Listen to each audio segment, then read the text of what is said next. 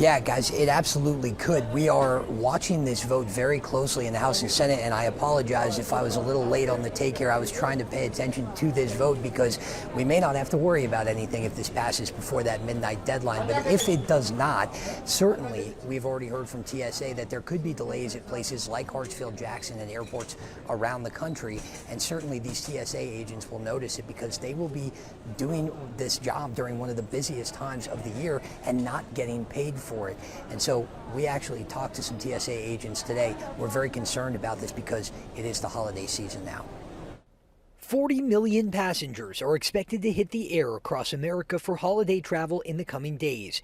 TSA agents at airports around the country will screen every single one of them. But if lawmakers in Washington can't come to a resolution on a spending bill by midnight Friday, they'll be doing it essentially for free. It brings on anxiety, especially during this time of year. Aaron Barker is a TSA worker and union rep at Hartsfield-Jackson Atlanta International Airport, the busiest in the world. While TSA agents and other essential workers in air traffic control, homeland security, and border protection will be furloughed or paid once the government reopens, it's a tough time for uncertainty with the holidays upon us. We are definitely praying and hoping, fingers, toes, whatever you can cross, that it does not happen. It could be very bad. If it gets to a point where TSA workers have to choose between, am I going to feed my children, put gas in my car, or come to work because they're without a paycheck? TSA Administrator David Pekoski said around 95% of TSA workers are essential. He tweeted Thursday that an extended shutdown could mean longer wait times at airports.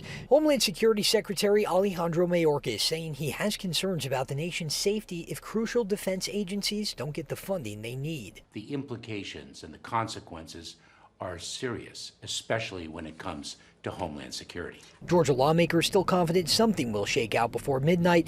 They say a lot of work, though, needs to get done before that happens. Unfortunately, all of us are working off of just rumors right now. We don't have a long-term plan. We don't have a short-term plan.